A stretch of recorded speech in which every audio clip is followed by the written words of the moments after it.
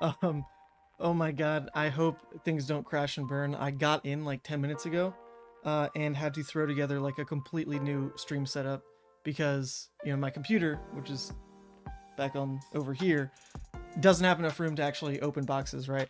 So I had to pivot to this table. And if you could see what it looks like now, it's a mess, absolute mess of like lighting and everything. And I'm sure my hair is awful because it's snowing outside. We ran through it all, but check this out. Oh, oops, wait, I forget which one I set up. Maybe it's this one. No, not that one. This one. There we go. Okay, yeah. Here we go. Here we go. So we do have at least a quality top-down camera coming through, which, hey, this is not much of a box opening channel. I don't really crack that many boxes, plus my hand's crippled, but at least we're bringing it to you in quality. I think this is probably coming through pretty crystal clear. Hopefully it's going to show off the foiling decently enough. We'll see if the focus holds. It's kind of an awkward spot to view the chat, but I do have y'all pulled up over here. There we go. There we go.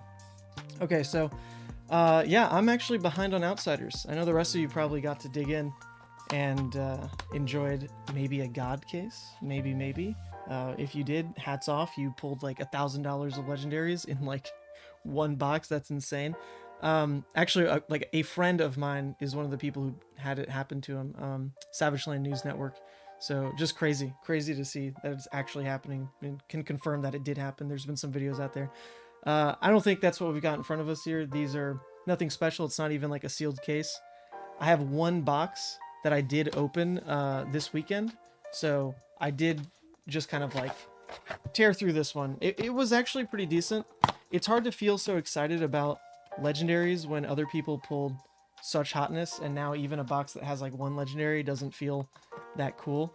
But I did pull a Trench of Sunken Treasure, plus Quiver, Dishonor, Premeditate, and Codex from this box, which is kind of weird, right? Like there's a legendary in there, but only 4 Majestics? Like, is that right? I feel like, I heard that the Majestic hit rate is way lower, but this was odd. Like 4 Majestics and at least a legendary. Otherwise, this box would have been absolute junk.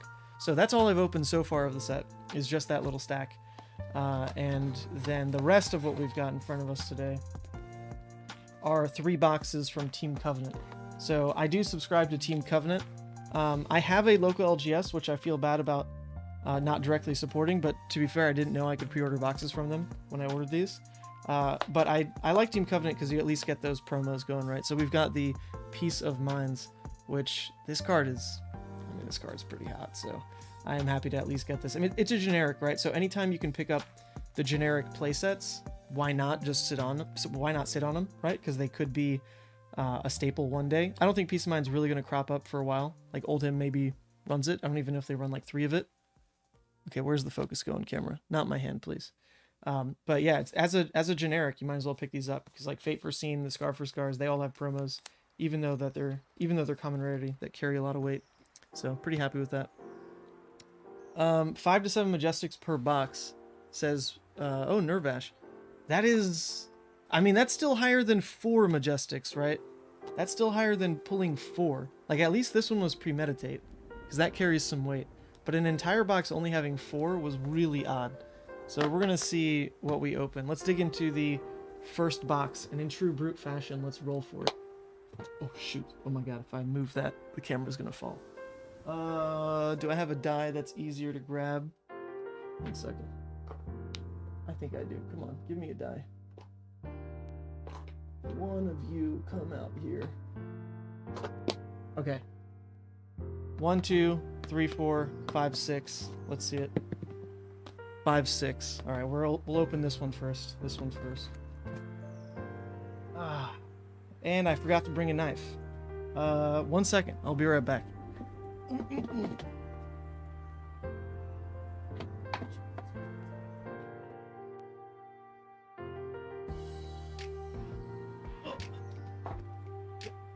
Alright, see me scramble over all the things in my room that need to get put away. But here we go. I don't know what you call this knife. Is this like a paring knife or something? I don't know. It's the one that I never actually use to cut stuff in my kitchen, so this one gets relegated to box duty pretty much all the time. Alright, First box. These are the Belgian print, right? So they are going to be the paper packs. They are going to shower my room in glitter. But all that glitters is gold, right? Let's see. Codex of Frailty is good too. Actually, that wasn't a Codex of Frailty. That was a Codex of Inertia. But yeah, I'm hoping to pull some Codexes of Frailty. Why not? Let's get this going. We'll even display it the proper way. Alright. Where's my field of view? You guys see to about, like, right here, maybe? Okay, so I'm gonna have to tuck the box a little further back and then open. Alright, let's do it. Let's do it. And I'll look at chat in the meantime. God box, God box. I hope so, Dozer. I hope so. And then aren't things like kind of all over the place? Like the Majestics tend to show up in like 2 different slots, right? Something like that? Or is it always in the one? Either way, looks like nothing special. Nothing going in that one in particular. I saw Hayden Dale posting on Twitter about the disparity between rares in the Japanese versus Belgian printing. And I haven't dug into it much at all to really have an opinion, but that's really interesting that that could be something. Okay, foil amnesia. That could be something that actually impacts how the Pro Tours run. Like which rare distribution, dependent on which print run. Okay, this is actually quite nice. If I was going to run this in Levia, then I needed it in foil anyway. So now we've got at least one. Because that block 3, baby. That's what we like. Tossing in a race face didn't quite work in Levia builds, because a block 2 was not something you really wanted in that deck. Amnesia, not the card I thought it was on release. I don't think that's the case for anybody when they first read that card. It pretty much only interacts with like combo cards more than anything. Foil brush off, and that's it. Okay. I started watching Whatnot. Shout out to Chris Sires from Fab Unsealed. But I hadn't actually ever opened up or even downloaded Whatnot until Chris Sires sponsored the last stream of the battle-hardened Charlotte. And knowing that he had a Whatnot platform, I'm like, okay, well, it's probably something I should check out at some point. But then the tipping point was really that Melody, shout out to Melody Likes on Twitter, was hitting gold from his box openings on Whatnot. So I went ahead and downloaded it, gave it a look, and it is down and dirty. Oh, that's so good. I want to play set of these so badly. Awesome. Not in foil. So eventually I'll have to upgrade it, but we like that. So I started watching the Fab Unsealed Whatnot, and it is highly entertaining. Highly entertaining. Like, people who can make box openings that much fun, hats off to you. I don't think I can do it. We're just using the stream as an excuse to go ahead and open these suckers. Okay, nothing special.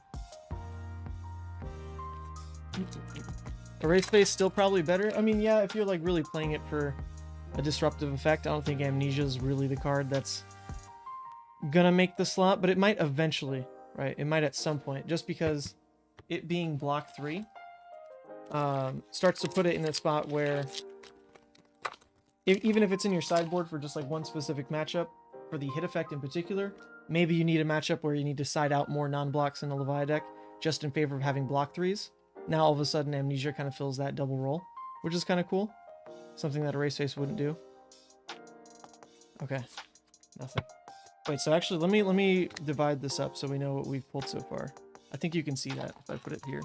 I'm not quite sure where the camera's focusing. Hopefully it's not just like hard focus on the box itself. That would suck. Wait, let me slow down to make sure it is on my hand. Okay, yeah, it does focus up on my hand. Not bad, not bad. Nothing. Woohoo! How many packs is this? Like, maybe pack 6 or 7? Mega says, I think it's nice as a budget 6-3 if you can't afford CNCs. Yeah, that as well. Funny enough now, there really is a CNC at home in Wreck Havoc, which, oh, nice. Okay, see, that's that weird M slot. I wasn't expecting it there, but maybe I should have, right? Weren't we kind of where the M would be? Yeah, I think we were anyway. Oh, and a foil looking for scrap? I'm gonna pull that out because I actually care about running that card. I think that card's nuts. Concealed Blade, though. Definitely a staple in all the Assassin decks going forward. Just because Flick Knives is a real card. And I actually did get one from the Whatnot stream to close out that story. I did go ahead and buy a box on Fabrinfield's Whatnot, and it came guaranteed. It was like part of a bundle with a Flick Knives. And then I opened up a Redback Shroud, or rather they opened up a Redback Shroud in that box. So I got 2 for the price of 1 on Legendaries. Not quite a God box, but it felt good. Okay, nothing.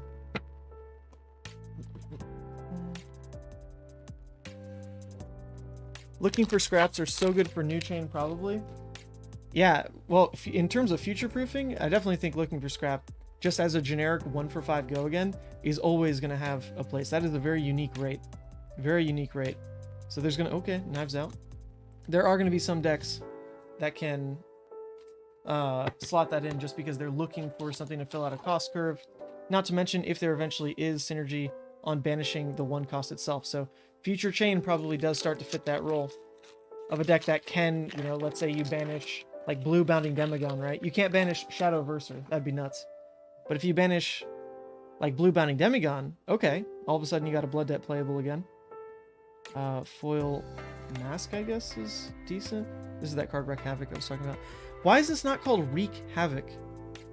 Am I missing something? Like, in American English at least, Wreak Havoc is like a term that you use like, conjoined, like Wreak Havoc. That is together. Otherwise, like, I don't know when I've ever said Wreak otherwise. I mean, Havoc is its own thing. But I would expect that it is called Wreak Havoc. Like, that's a term in New Zealand as well, but maybe not. Maybe for them it is Wreck Havoc. But that one tilts me. I don't get it. Codex of Bloodrot foil. That's pretty hot. Not the best codex, but still in foil, that's gotta feel pretty decent, I'd say. I'll take it. Codex of Bloodrot probably gets played in... maybe gets played in Azuri. I could see it. I mean, Frailty is always the first codex you're trying to slot in. I don't know how many codices a deck can really take, right? Because it's a yellow block too, and they don't really work together. But Codex of Bloodrot is just, I mean, it's a free cycle, deals 2 damage. Nothing. Gives you a Ponder, right? I love Ponder. I think Ponder puts a lot of pressure on kind of knowing your own deck really well, because if you just willy-nilly like value a Ponder highly throughout deck building without like really getting a feel for... Oh, that's a Majestic, I forgot about that. Getting a feel for like what that Ponder could give you in a certain situation, like what's your red count, what have you seen so far? Not like you can really play around if it does draw you a blue, like what do you do with that blue? But I think there might be cards at some point that give you more of a hard call on whether or not you want to go for like the Ponder line or not, just because you've kind of felt where you're at in your deck and can better gauge like what that Ponder is going to give you. I could see that happening. Because as of now, like if you draw blue off Ponder, the cool interactions are, you know, stacking it where Ponder triggers first, then Bloodrot. So you can at least like pay for Bloodrot with the blue you draw, which is cool. That comes up a lot in Limited. So far we are at, these are not M's, so we're at 6 M's. So this seems to be just a pretty normal box. 2 of them are foil, so I would expect like probably 1 more non-foil. And that'll be all she wrote, I think. Sounds about right. I'll sort through all the bulk later. Don't feel like doing that on stream. I just got back from New York City, like 10 minutes ago. So I do kind of need to just open the box and then be on my way, cook some dinner, get things prepped for the workday tomorrow. Yeah. All right, 2 more packs. I'm feeling one more M. Why not? 1 more M. 1 more M. Codex of Frailty. What'd I say? There we go. That's like $50 right now. This I'm happy with. Good box. Good box. You done me well. You done me well, box. I accept you. I accept you. Foil Codex of Bloodrot. Codex of Frailty. We'll call that a hit. That's what I was looking for. And then probably nothing in here. Yep, nothing. Cool. We are happy with that, though. Happiest with Codex of Frailty, for sure. Saves me a lot of money. Then I'd probably say a Foil Amnesia is something I was looking to pick up at some point anyway, regardless of price. And then I definitely wanted to start testing Down and Dirty really soon, like potentially even at today or at this week's Armory. So I definitely wanted to pick this up because Kale McCreath was mentioning that maybe Down and Dirty is an answer to Codex of Frailty. Funny enough, this ability to, oh, you're gonna give me a card in Arsenal? Well, I'll give me a card that blocks. How about that? And then when they come at you with like an arrow for 5, you can block, 2 to 3 from hand, the Down and Dirty from Arsenal, and then you don't have to really deal with the fact that Frailty was going to neg you 1 on offense. I want to see that interaction. I want to see if it's actually like worth doing. So I definitely wanted to pick this card up sooner rather than later. So, cool. We'll call that a win. Good box. Good box. Good box. 2 more to go. 2 more to go. Where are we going to put this? Put this all on the side. All right, next one. Oh no, we have to roll again, don't we? Brute players, brute players. Let's roll. 1, 2, 3, 4, 5, 6. Can you see it? 4. Alright, that's this one again. Let's do it. Slice and dice. Get it open. Slice and dice. Actually, literally what we just did. No cold foil yet? Oh, yeah, I mean, there wasn't a cold foil equipment. I don't think I missed it. I caught there was a foil equipment, not a cold foil equipment. I'm pretty sure I caught that. Alright, box number 2. Scoot this back again. I probably need to raise the camera up for next time, but the field of view seems okay. Seems okay. And now we dig into a hit off the bat. Nope. Nope. Disappointment. Yeah, you bought your Down and Dirties, David. Well done. Although knowing you probably just opened a foil playset like all in one pack somehow. Because that's your luck. You have insane pack luck. Oh, I get so excited when I see Red Death Touch, but that's just a rare. In draft and sealed, like, yeah, get excited. This is the money. But in terms of actual money, no, it's nothing. It is nothing.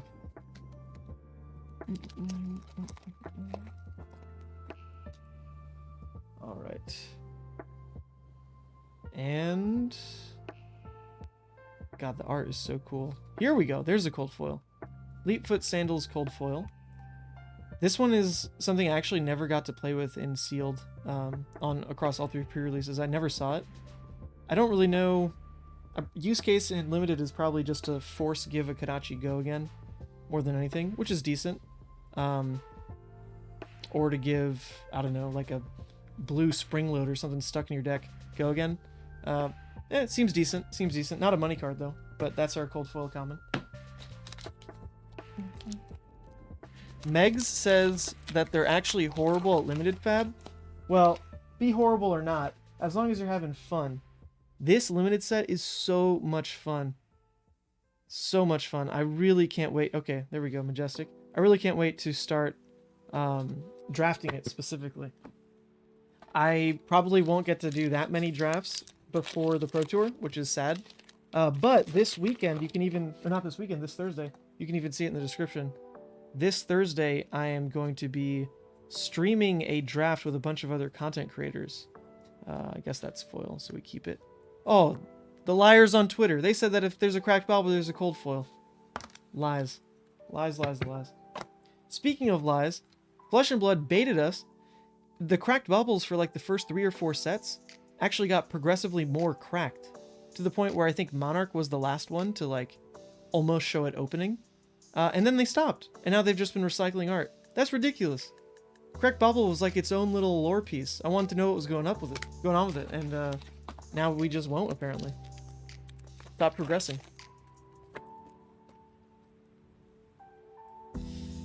But yeah, this Thursday I'm gonna be streaming a creator draft, so that should be fun. Punkage, Ethnic Smoke. Sam O'Byrne from Free Floating, Savage Land News. I forget who else is gonna be in it per se, but It'll be some very high level drafting, and I'm probably gonna suck because I have not drafted this set yet, and I'll be learning for the first time on camera. And if you've seen my Riptide streams, you know that when I'm playing a deck for the first time on camera, I just go haywire. The confidence starts high, and then it really goes off the rails as I... Okay, what is this? Now, okay, this is actually a rarity. You don't see that many cracked baubles, and we just got 2 in one box. What's happening? Is this like a reverse error box? We're about to hit nothing out of this? Come on. Only 1 M so far. There we go. That's another M. Almost passed it. Forgot. Oh, was that? No, not gold foil.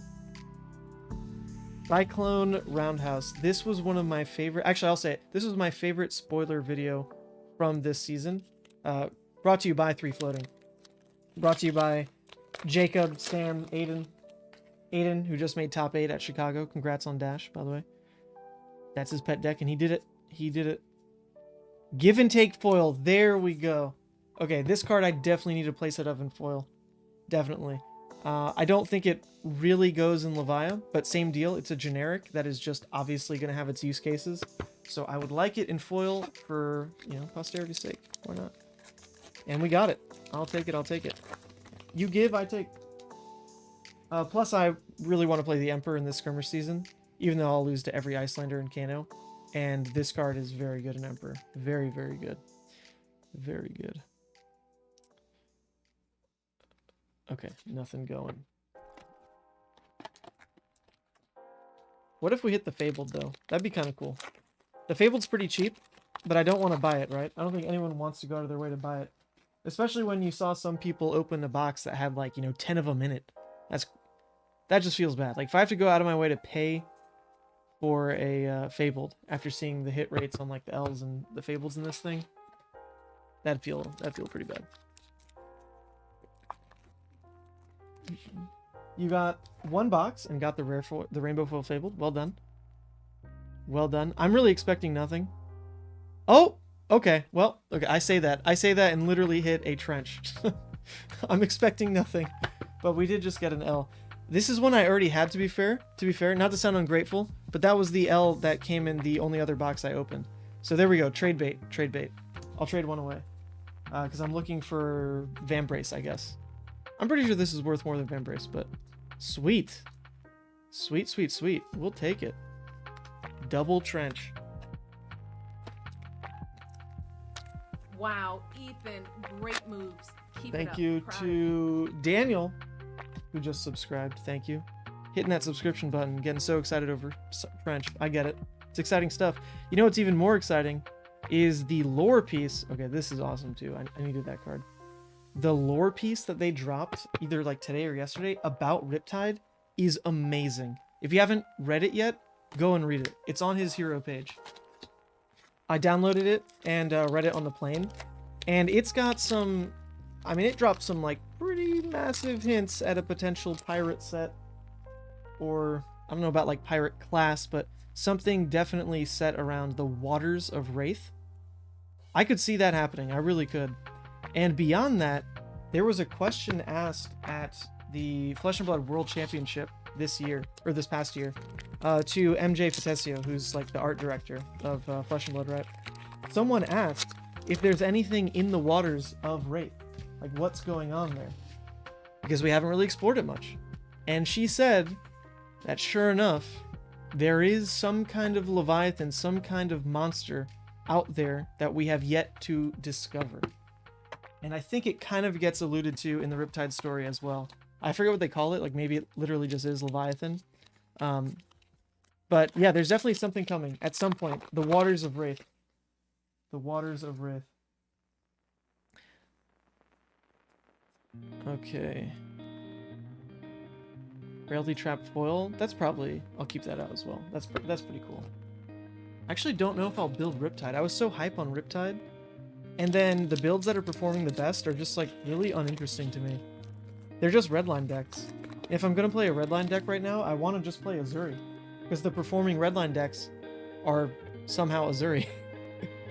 And I think she just does cooler things. Which I never thought I'd say that. I really thought Riptide was going to be it. But no, he's kind of just like a math machine. Doesn't do anything too tricky. You're hype on Azuri 2 random effect? Awesome. I'm all about it. Shout out to Sam Dando, Drip Drop Dando, pulling out that top 4 on Azuri. And he made it look not only fun, but effective, high skill ceiling. Like, he just really showed off what that hero can do. And that's like a day 1 build as well. You know, that I think he'd been working on it with some people who, I mean, obviously put in a lot of work on testing the deck. It's not like they just built it the day of the event. But still, to have it in hand only for like 1 real day, well, I'll keep that out as well. We got Dishonor. And do that well with it and play it with that level of confidence was amazing to see. It was my highlights of the weekend with watching Sam. Watching Sam. All right. What do we have so far, actually? 1, 2, 3, 4. We have 4 M's and 1 L. So this would be kind of what happened to me on the other box, potentially. 4 M's, 1 L. So let's see if we break that trend. Can we get like 2 more M's? That'd be cool. I'll keep that. Foil Razor's Edge.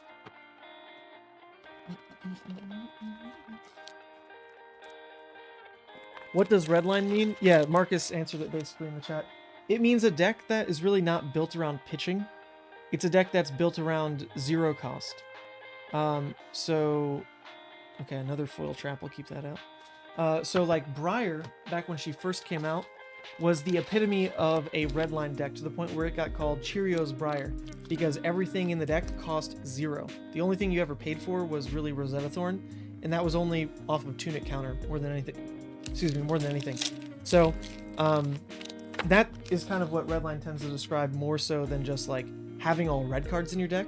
Like redline Dromai is, yes, redline because it is all red cards, but it's not based around 0 pitch. So I wonder if there's actually like a real difference that I should be specifying. Maybe redline isn't what you call that kind of Riptide, because like Dromai is a redline deck, but she pitches. She's red, but she pitches reds. Whereas Riptide's a redline deck, but is really not trying to pitch anything. I don't know. In my head, I call them both redline, but that could be wrong. That could be wrong.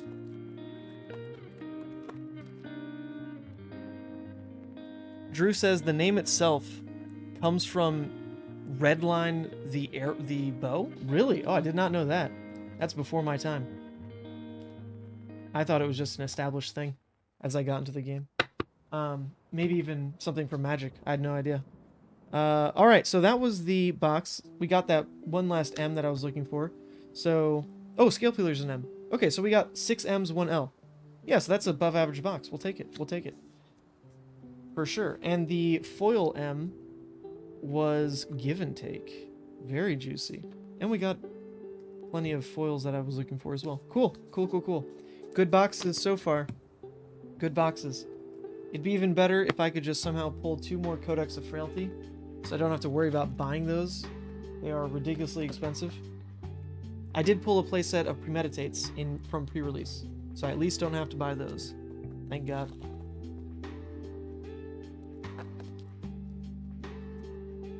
And one of them was foil, which is pretty cool. Alright, last box. I know, I'm not a big spender. I ain't got no money. I definitely don't have money. You saw me on Twitter today. I'm freaking asking for sponsors for Battle Hardened. I need help. I love the support though. Like the community rallying to jump in and help out on the Battle Hardened streams has been, I mean, literally it's the perfect solve. It lets me actually bring coverage the way I envisioned it, which is really cool. But in a different life, I'd have just made my millions already and sit back and just buy hundreds of cases of Outsiders and sponsor every stream out of pocket. But that's not the life we live. No, that's not an M. Okay. So far, head leads to the tail, which I've seen like almost no hype about. Like, the current versions of performing Katsu lists aren't even based around tigers, right? And like that's kind of what this card is for. It supports that archetype. So I don't know if that one's really doing much yet. We haven't really seen it pop off. And slow starts. What are we, like 4 packs in already? Weak.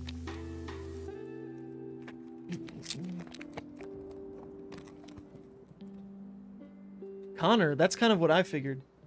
Red line. There's literally a red line on top of fab cards. But yeah, that bow that I don't think I've seen anyone use ever is definitely called red line. So that also makes sense, doesn't it? Alright, same deal. Crack bauble, no cold foil. People are liars. But that's at least a foil Wayfinder's Crest. Cool. Cool, cool, cool.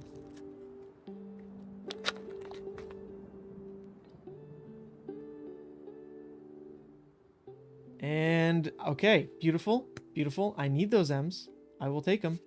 I want the full menagerie of different daggers and scalpels and things. It actually annoyed me. In the Arachne deep dive that Jacob Pearson put out, every time they reference like what the daggers can do for you, they just call them spider's bites. But at this point in time, come on. Like, you don't even necessarily run spider's bite in every matchup. There's so many other daggers you can equip. Like, that's the whole flexible part of the dagger like inventory thing now. But they reference like spider's bite specifically like 3 times in the article. In the back of my mind, I'm like, you could have said like nerve scalpel this time or bitter class this time, you know, like. Anyway, very minor, very minor.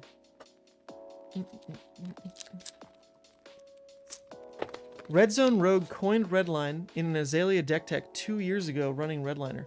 No way. That is news to me. Well done, RZR. Kellen. Always making waves in the Fab community. And now he's said something that is so akin to Fab speak that I just thought it was yeah, part of the game forever. Okay. Nothing. I keep thinking when there's the token next to the other token, or I guess like the actual token versus like a token equipment piece, when they're next to each other like that, it almost looks like cold foil because of the difference in lighting. You know, this is like a light gray and then this is a dark gray, but that's impossible. These can't be cold foil slots, I don't think, compared to like how Uprising did it. So never mind. Wow. It's just a trick of the eye. Great move. Trick of the eye. Keep it up. Proud of you. The term redline, oh, Ethan's going deep. Other Ethan. The term redline actually comes from a movie called Redline. It's a racing movie, and the idea is that as the pilot, you are racing the opponent with your aggressive curve. That sounds so accurate that it's like probably just made up, isn't it? We got another foil equipment. Joy, Fleetfoot. He definitely made that up. But it sounds right. Who is the lead actor? Tell me, Ethan. Who? Alright. Boring so far. This box, not like we expected it to hold much. I don't know if these all came from the same case or what. These are just 3 boxes I ordered from Team Covenant, right? So it wasn't a sealed case to begin with. Because it was only 3, not 4. But I don't know what that means beyond. Is it possible to have another L? Who knows? What about a Marvel? I hope so. Thumbnail's a Marvel. I was trying to get ahead of myself.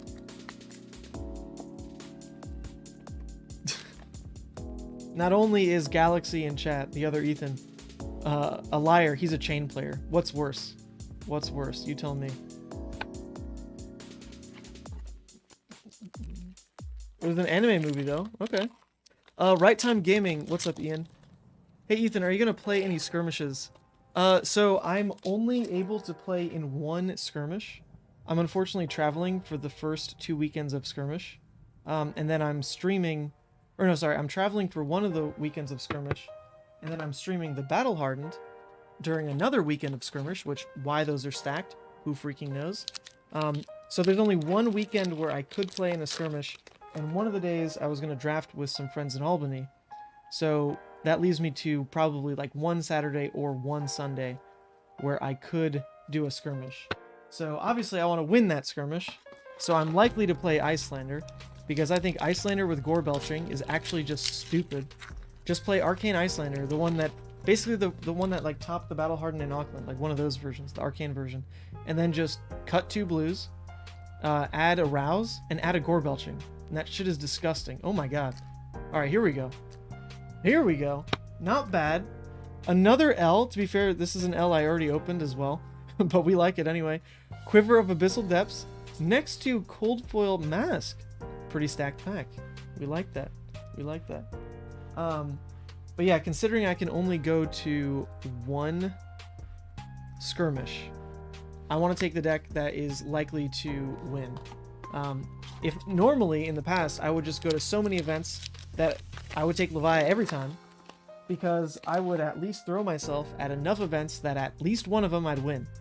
But Leviah just isn't the consistent. Oh my god, Wow, and a pre-med. Ethan, Okay. great moves. Keep Okay, it up. loaded box, hold up. Things changed. But yeah, I used to just like throw myself at events because there were so many in Michigan, and that's how I won stuff on Leviah.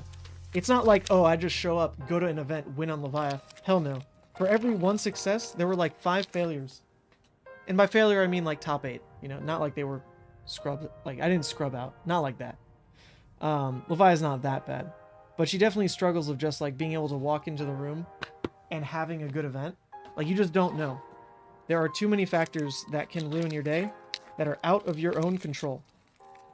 So yeah, unfortunately this time I'm not just gonna throw away the only skirmish I can go to. Because my other line of thinking, right, is we know when Leviah gets support now. Like, we literally have the date. July. Leviah gets a support set. And if she gets even one card that's half as good as freaking Codex of Frailty, she'll be nuts. And there's a lot of play patterns Leviah has that are so close. Oh, there we go, another M. Nice. That are so close to being degenerate. Like Recursion. Recursion is insane.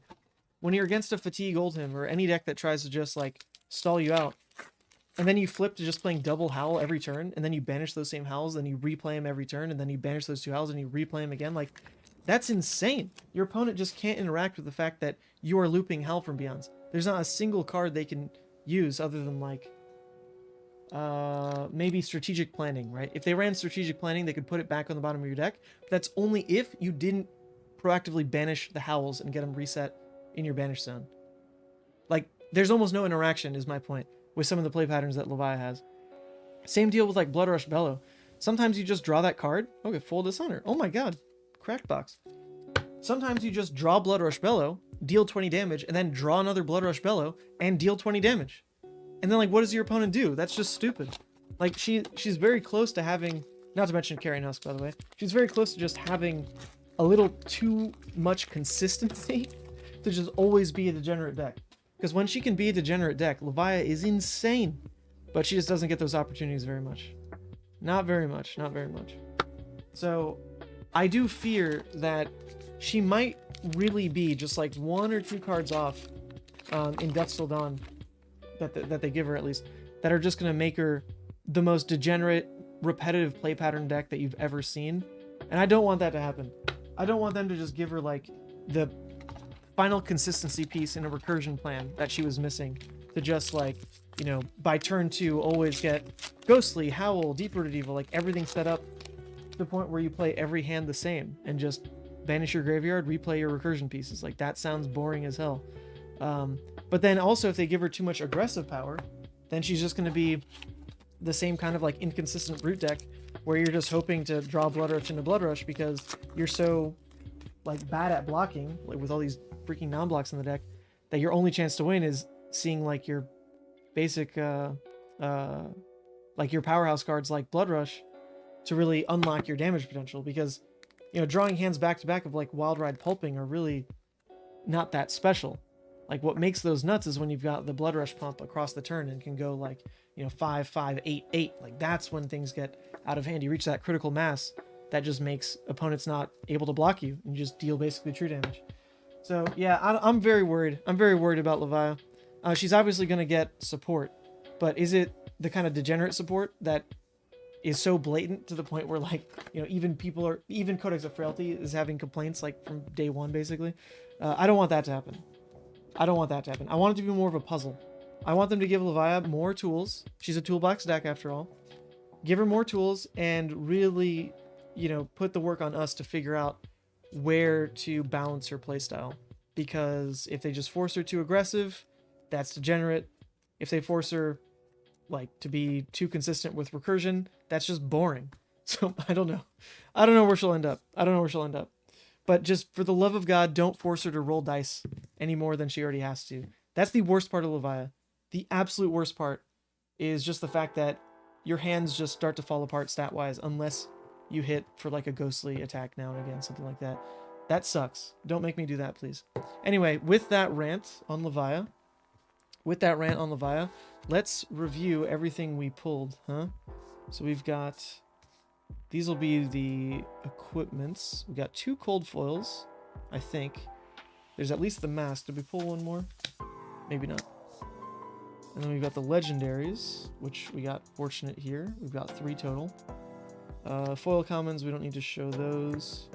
Get those out of here. Foil majestics, base majestics. I think I have enough room if I just scoot this over. There we go. Boom, boom, boom. Here, here, here, here. I'd say it was a healthy number of majestics. I was worried that I'd get a really low box, like I got in that first box I opened with only 4 M's, and luckily that didn't happen. Yeah. So it was 2 cold foil commons. We got 1 frailty. Happy with that. 1 blood rot. Yeah, it was actually a lot of majestics. My goodness. These go over here. These were the promos. And these were the other ones I opened from earlier. Alright. Was it? There's no way it was only... Oh, there we go. I missed it. It was 4 foil majestics, right? Yeah, there we go. 4. Alright. This was the stack. This is what I'm starting with as I build my collection of outsiders, I guess. Pretty cool. I'll have to definitely trade up for some things, but a playset of Premeditate is nice. Having 1 frailty is nice. Maybe with the extra foil pre-med that I have, I could like trade that towards a frailty or something. Extra trench is cool, extra quiver is cool. So yeah, definitely stuff to go in the binder. And then the playset of Peace of Minds. Woohoo! Happy, happy. Alright, well, that was kind of it. I'll hang out for a second. And talk to chat. But overall, definitely better than I've heard some people say their box experience went, so... How many boxes to achieve this loot? This was 3 boxes. This was only 3 boxes. Now, to be fair... Oh no, technically 4. I only opened 3 on camera, but I had a 4th box that had a trench in it, but only 4 majestics. So that was kind of a weird box anyway. But from 3 boxes, you basically got this. So we'll take out the trench. We'll take out, like, you know, a little stack of majestics. Take these out. This was about 3 boxes. And then to boot, I got the promos from Team Covenant, which, who knows, could this be the next Scar for Scar promo? I don't know, just saying. Generic promos, though. Invest. They're pretty good. Plus, this one has, it kind of looks like Groot or something. Look at this. Let's see how close I can get it. Can you see this? I think you can. Yeah, here. Wait, this way. A little bit lower. Come on, Ethan. Yeah, you see this? There's Groot. Or like some dryad type of thing. It's very cool. I like this. I like this.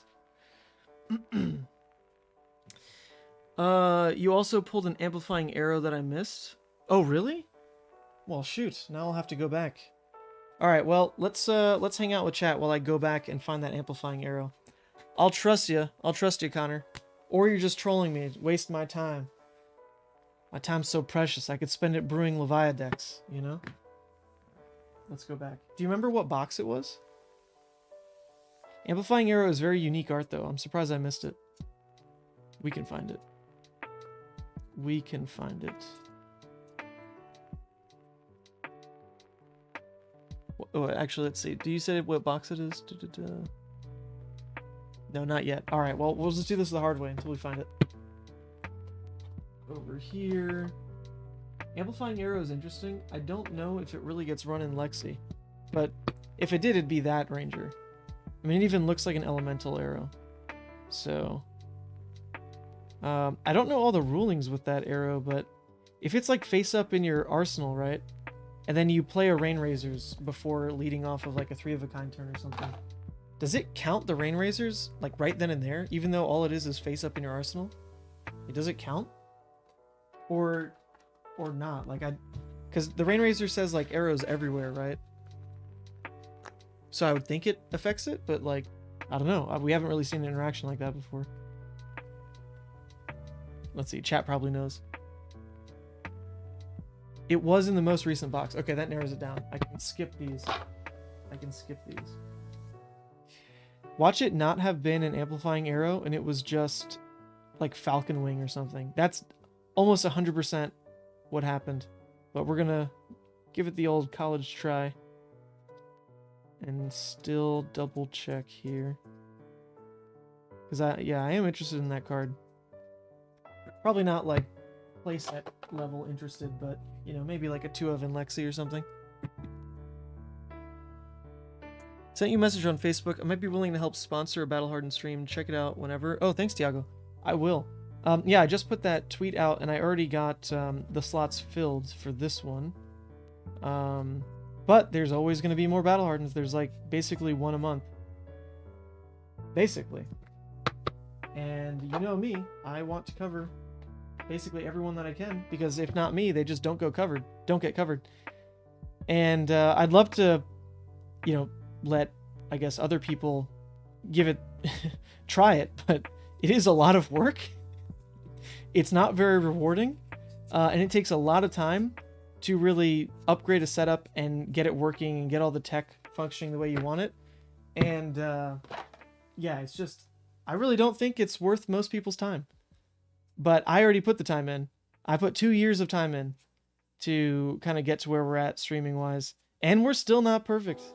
We're still not. Like, I'm constant. Oh, there we go. Boom. Thank you. Thank you, chat. I don't think I would have tossed all the chaff, but I definitely wouldn't have hard sorted it like that. So probably just like passed it to a new player. So ha! We stole this back from a potential new player. Got our amplifying arrow. Not bad. That makes that last box really good then. Really good. This little horde pile I got here. Nice. Nice. Hi there from New Zealand. Solmanite. Sweet. What time is it in New Zealand? Is it like 12-hour difference? Was it like 9 a.m. maybe? 8 a.m., 9 a.m., something like that? Amplifying arrow needs to be pumped 3 times to get value. Okay, that doesn't answer the question though about rain razors. Did someone answer that question?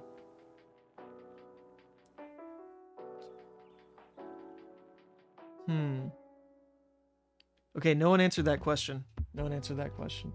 I'm assuming though it says while amplifying arrows face up in any zone, Arsenal is a zone. If it would gain attack, it instead gains that much +1. Let me read rain razors. Rain razors. It doesn't say like attacking arrows, right? Let me pull this up. Rain razors just says arrows have +2 while attacking this turn. Okay, minute difference then. So it doesn't gain it.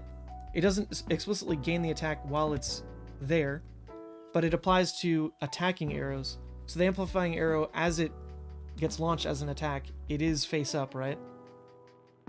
And the combat chain is a zone. Is that right? So it does get the pump on rain? Or is that wrong? Is the combat chain not a zone?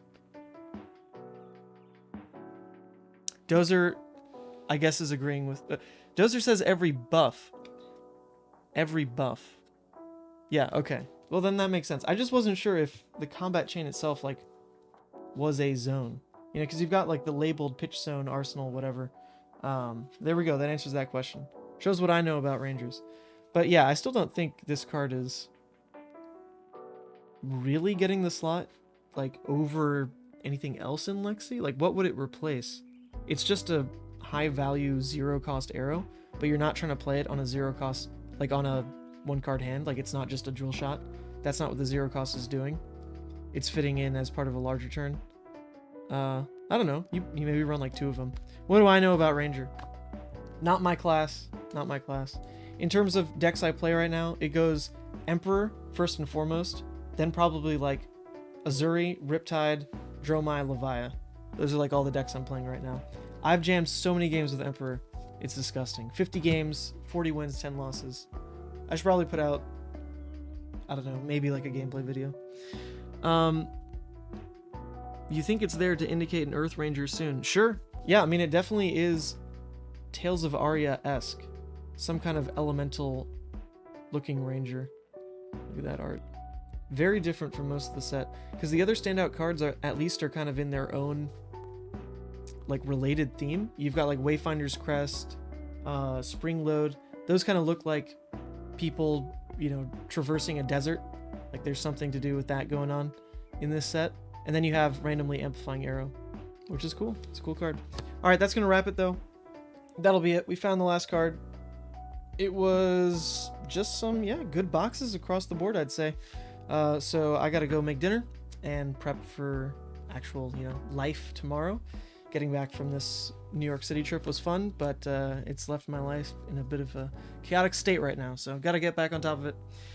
Have you seen Dando's Azuri list? I've seen what he based it on. I saw kind of the like working version, I guess. I didn't see his exact list, but I heard about it, about like the idea with sideboarding in and out shreds, and I saw it in action and it looked fantastic. So I definitely want to get some reps on it. Azuri's wildly fascinating to me, and I like that it's that version of Azuri and not just Contract Azuri, which is like Arachne but, you know, plus Infiltrate and Shakedown. Like I really didn't want that to be how you build Azuri, and so far seems to be not the case at all. So that's cool. That's a win. But that's gonna be it. Signing off. Probably also need to take a shower. My hair is dry AF. And with that, thanks for tuning in, y'all. It was fun. Box breaks are definitely not my jam, but when they go this well, what can you complain about? So, hope you all have a good one. I will catch you Wednesday. Peace.